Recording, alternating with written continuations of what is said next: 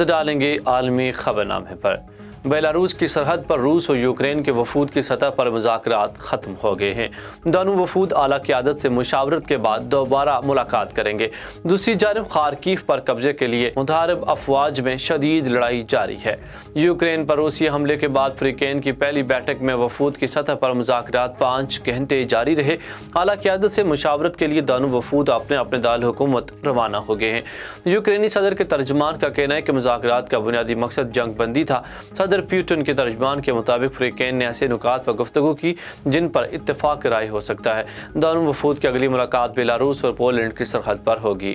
یوکرینی حکام کے مطابق خارکیف میں روسی بمباری سے 11 شہری ہلاک اور درجنوں زخمی ہو گئے ہیں۔ میڈیا رپورٹس کے مطابق روس نے اب تک یوکرین کے 1114 فوجی تصنیبات تباہ کرنے کا دعویٰ کیا ہے۔ یوکرینی فوج کا کہنا ہے کہ روس کی فوج نے دارالحکومت کیف پر دوبارہ حملے شروع کر دیے ہیں، جس کے بعد کیف میں صورتحال اب بھی کشیدہ ہے۔ روسی فوج اور سویلین اہداف پر گولہ باری جاری رکھے ہوئے ہے۔ روس چاہتا ہے بیلاروس کے انتہائی تربیت یافتہ فوجی دستوں سے مل کر کارروائی کی جائے۔ یوکرین کی فوج کے مطابق روس بیلاروس کی فضائی حدود پر بھی استعمال کرنے کا ارادہ رکھتا ہے۔ روس کی جانب سے نیوکلیئر فورس کو الرٹ کیے جانے پر امریکہ کا رد عمل سامنے آ گیا۔